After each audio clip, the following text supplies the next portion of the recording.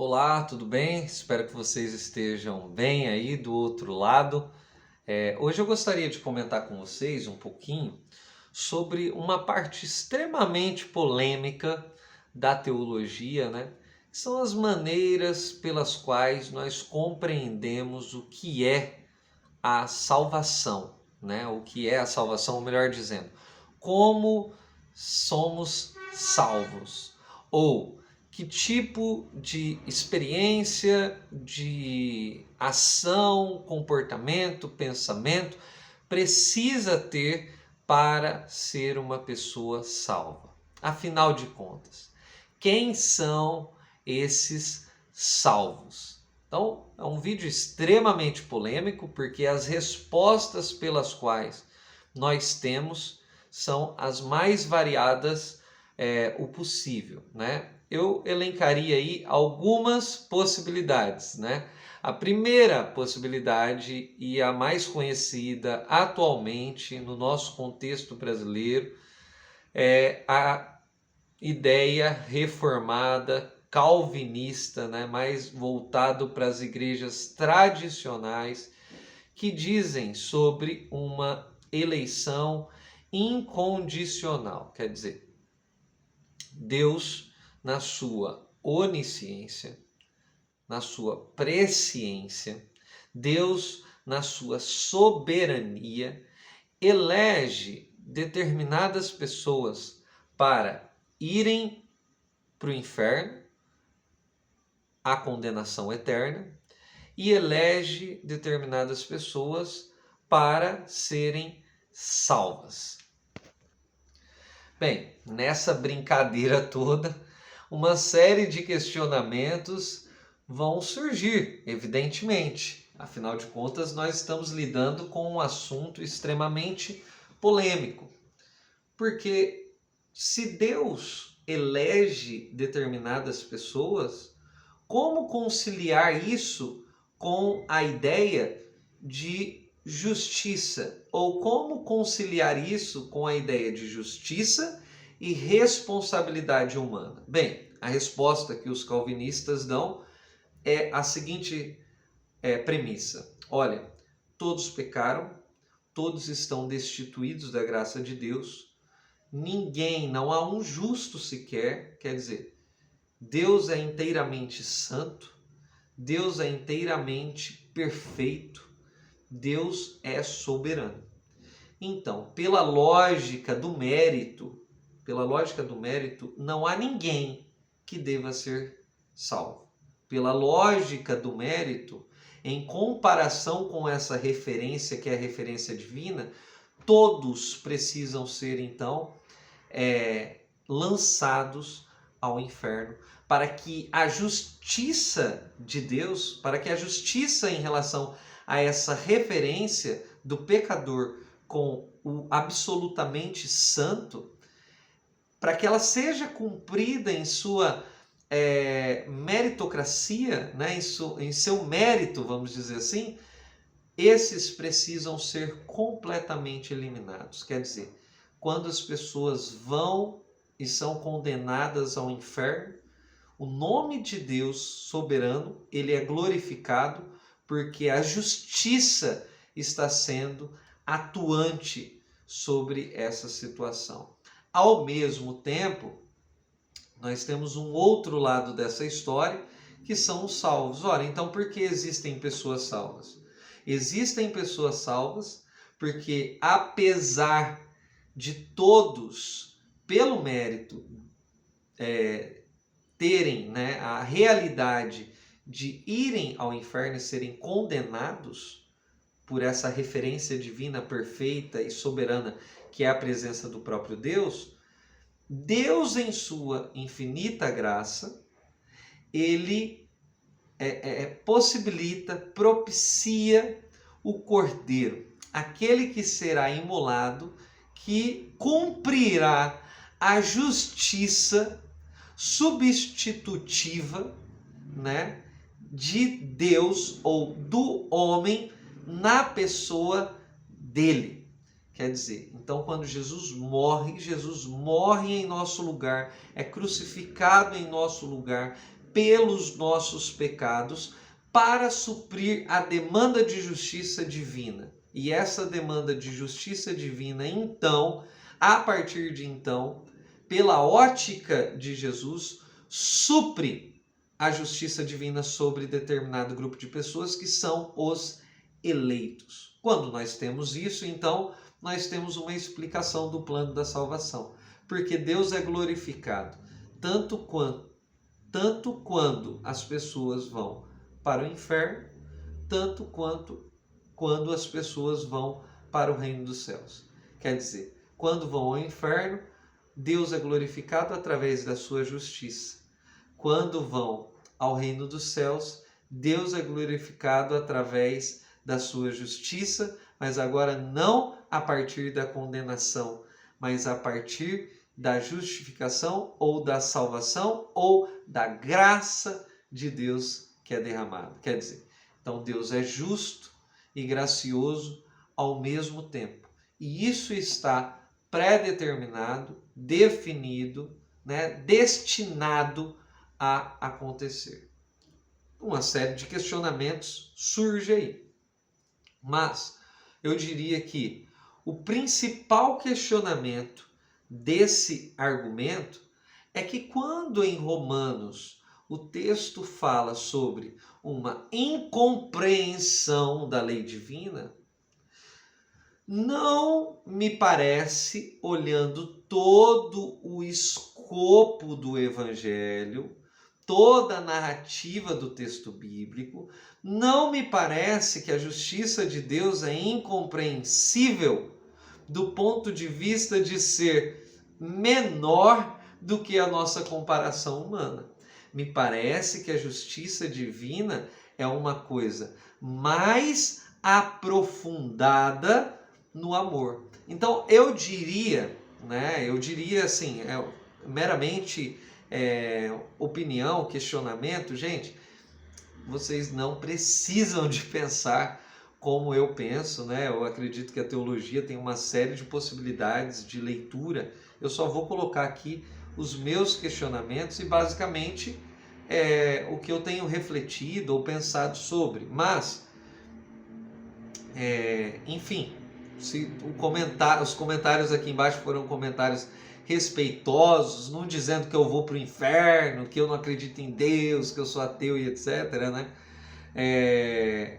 os comentários serão bem-vindos. Se você for comentar coisa do tipo, olha, então já faz o favor, nem comente, Nem comente, nem fale nada, fica aí na sua, porque provavelmente eu vou excluir o seu comentário. De qualquer maneira, eu vou colocar uma série de questionamentos aqui. O primeiro questionamento é esse. Eu acho que a justiça, a mensagem do Evangelho é que a justiça ela é superada pelo amor.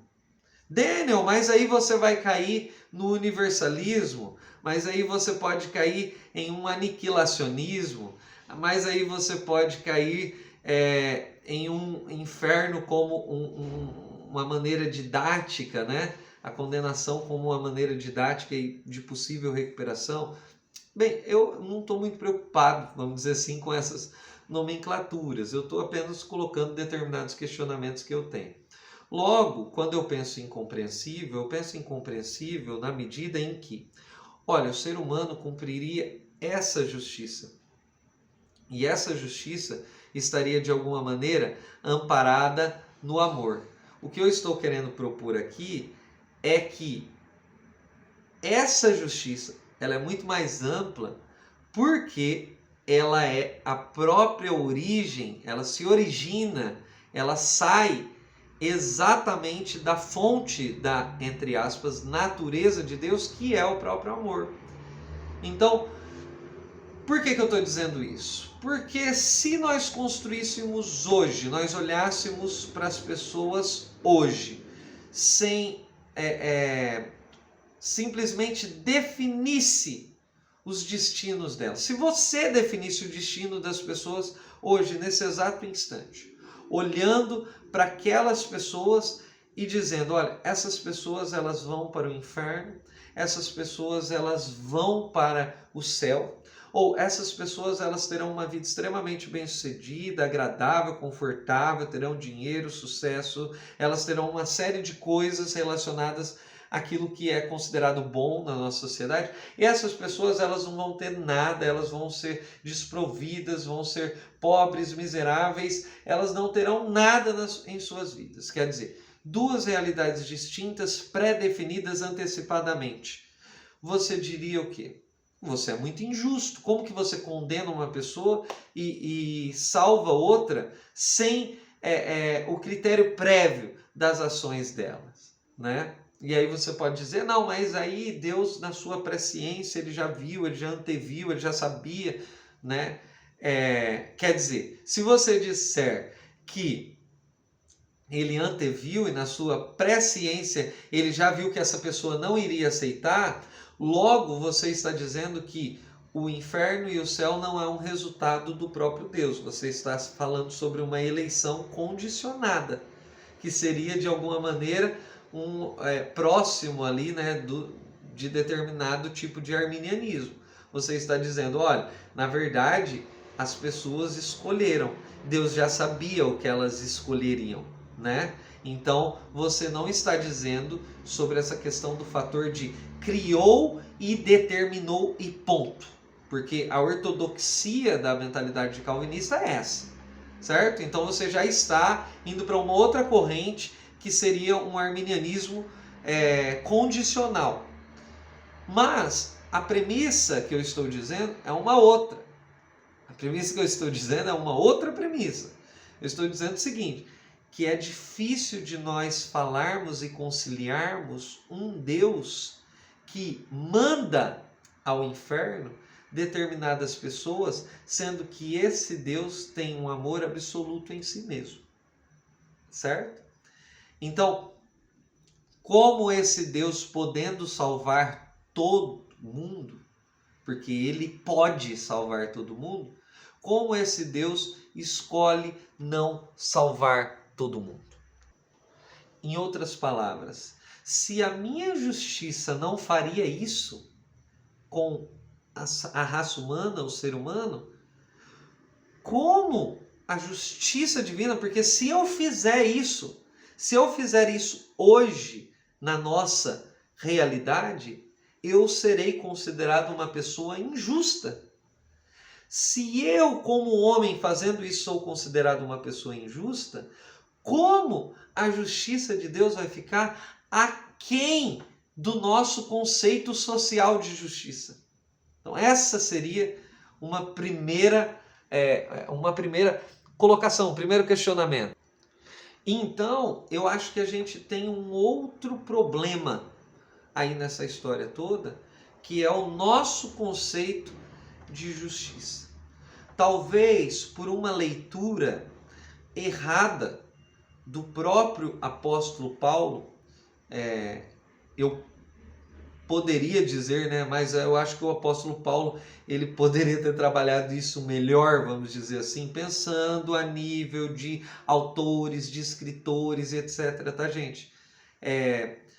Pensando o apóstolo Paulo dentro do seu contexto, a tentativa de aplicar o contexto de Paulo literalmente no nosso contexto e na nossa realidade, talvez crie esse tipo de narrativa. Por quê? Porque o conceito de justiça estaria associado para essa teologia como um conceito de força, como um conceito político, no caso, como um conceito de poder, certo? E é difícil de fazer esse link, porque cada vez mais nós temos percebido que a história do amor, conceitualmente falando, a história do amor parece estar cada vez mais distante do conceito de política, de amor e do conceito de política, de poder e de dominação, de violência, de força. Por isso que atualmente nós temos dentro da própria filosofia conceitos derridianos como o conceito de força fraca. Por quê? Porque a lógica do Evangelho e a lógica das Escrituras não seria uma lógica da força forte, mas vamos dizer que uma lógica da força fraca. Aquilo que é fraqueza aos homens é justamente aquilo que é poder de Deus, no sentido de que eu venço o mundo quando eu perco a ele. Dá para entender mais ou menos a lógica? Quando nós colocamos Deus dentro desse conceito de justiça retributiva, dentro desse conceito de justiça como violência, como poder, como domínio, eu logo estou aceitando o conceito de justiça humano. E aí nós estaríamos dizendo, olha, a lógica é incompreensível justamente porque ela supera, ela não fica aquém, ela supera o nosso conceito de justiça humana, certo? É uma outra lógica que não está aquém, mas está além. Eu espero que eu tenha tentado e tenha conseguido explicar basicamente os dois pontos de questionamento que me levanta essa ideia de uma determinação de quem é salvo e de quem não é, sabe? Por que eu estou dizendo isso? Porque esse é um questionamento que eu percebo muito na internet, né? E eu acho que é um tema aberto para ser discutido, falado, refalado, enfim, acho que são coisas, são apenas questionamentos que eu estou colocando para a gente pensar. O primeiro questionamento seria: difícil de conciliar essa noção de justiça, de uma justiça que no nosso entendimento seria injustiça.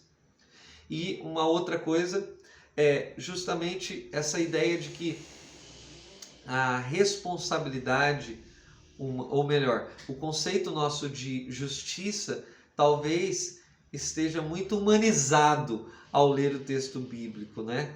E deveria ser um conceito de justiça que não parte dessas premissas filosóficas da violência, do poder, da política, do domínio e etc. Ok? Espero que vocês tenham gostado desse vídeo. E numa próxima a gente continua aí a nossa conversa, nosso debate, etc. Ok? Até a próxima inquietação.